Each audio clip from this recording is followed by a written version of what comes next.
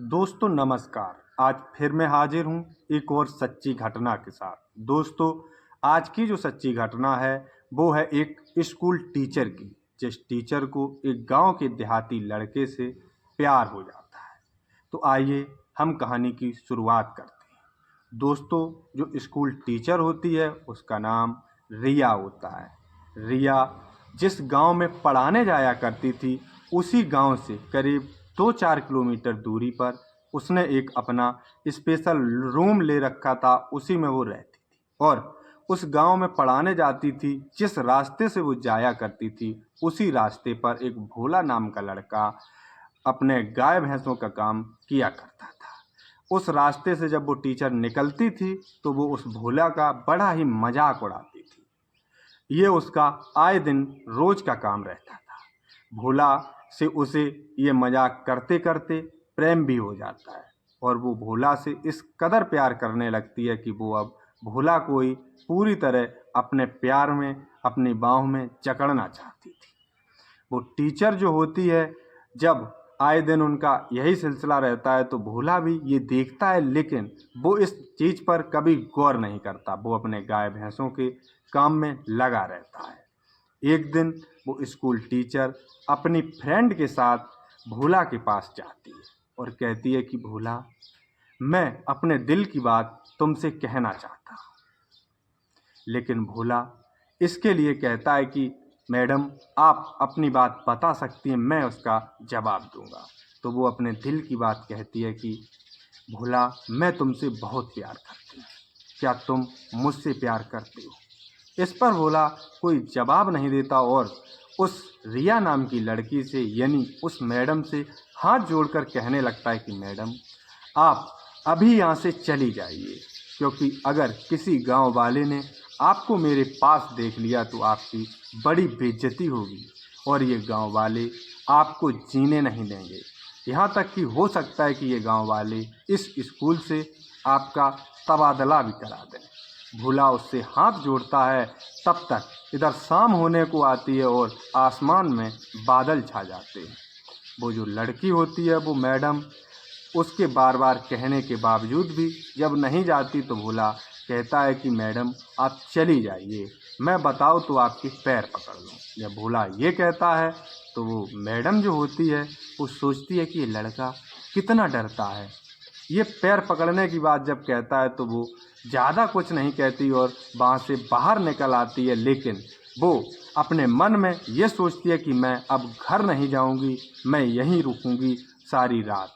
और इधर भोला जो होता है वो अपने रूम में अंदर चला जाता है और अपने गाय भैंसों का काम करने लगता है। इधर रात्रि में बारिश शुरू हो जाती है।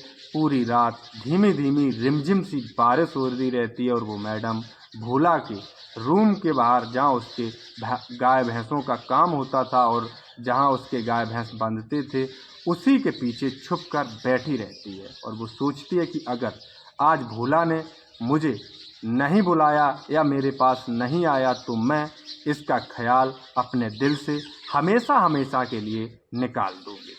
वो मैडम अपने दिल में ये सारी बातें सोचते सोचते पूरी रात वहीं उस रिमझिम सी बारिश में गुजार देती है। इधर भोला जब सुबह अपने गाय भैंसों के काम के लिए जागता है तो वो देखता है कि मैडम सुकड़ी सी बैठी हुई होती है, उसी उसके गाय भैंसों के जो बांधने के लिए रहता है उसी के पीछे।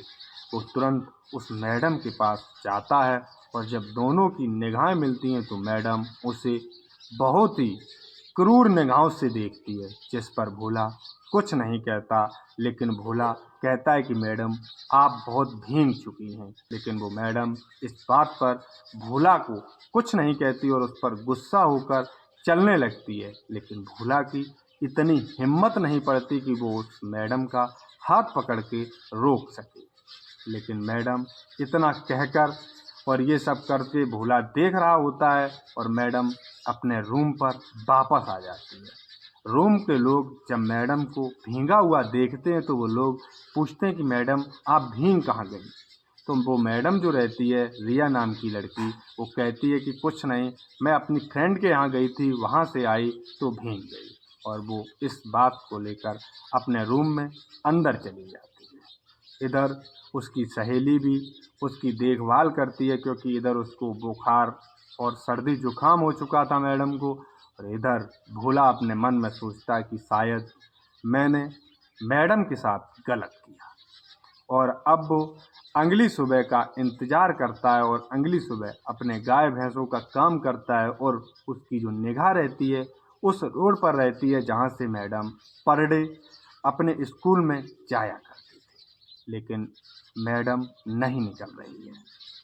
जब 2 दिन बीत गए, तीसरा दिन बीत गया, मैडम वहाँ से नहीं निकली, तो भोला जो होता है वो एक लेटर लिखता है और देखता है कि उसकी सहेली पर डे स्कूल के लिए निकल रही है, तो वो लेटर वो उस सहेली को दे देता है मैडम को देने के लिए।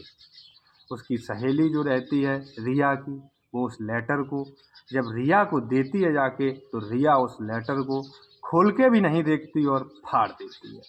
अब भोला का दिल और ज़्यादा बेचैन होने लगता है, तो अगले दिन भोला उस मैडम के रूम तक जाता है और देखता है चारों तरफ कि आखिर मैडम है तो है, लेकिन उसको मैडम कहीं दिखाई नहीं पड़ती।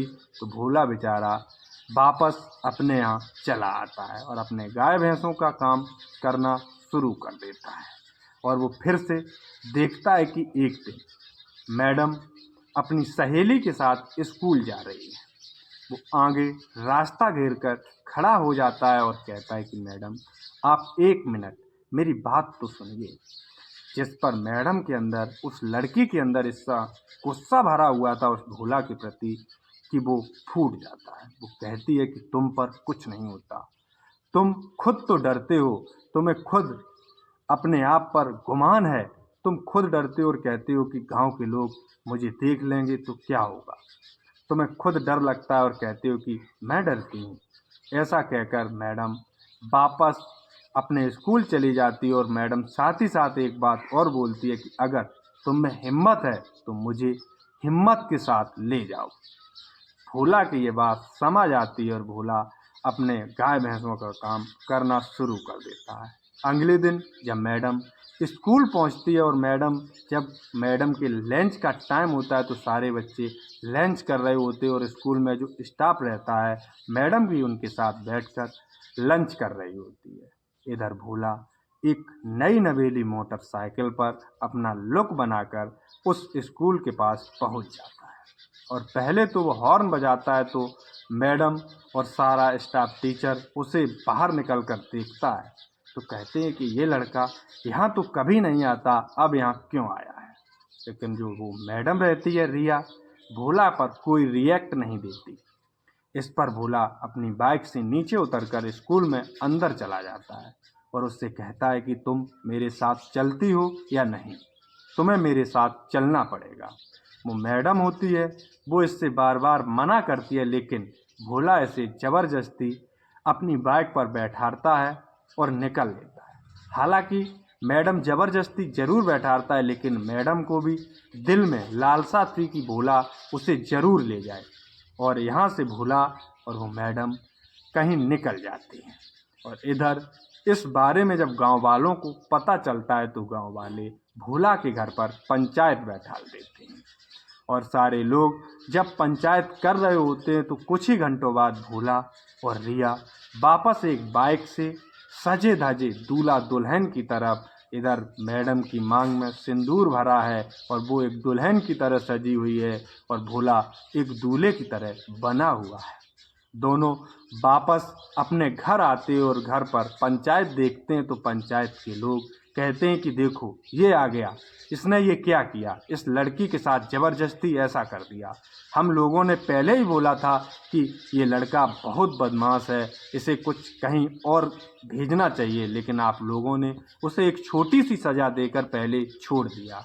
हालांकि भोला को पहले ये सज़ा मिली हुई थी, उसने कोई गलती की होगी, इसलिए उसे सज़ा मिली थी कि तू अब अपने घर के गाय भैंसों का काम करेगा। भोला भी एक अच्छे घर का लड़का होता है। इधर जब मैडम ये सारी बातें उस गांव वालों की सुनती है, तो वो कहती है कि आप लोग कोई परेशानी ना उठाए, क्योंकि ये भोला ने ज़बरदस्ती नहीं किया है, ये सब मैंने भोला से करवाया था और मैंने ही भोला से कहा था कि अगर तुम में हिम्मत है तो मुझे स्कूल से ज़बरदस्ती लेके जाओ, तो मैं जानूं कि तुम्हारे पास हिम्मत आई है।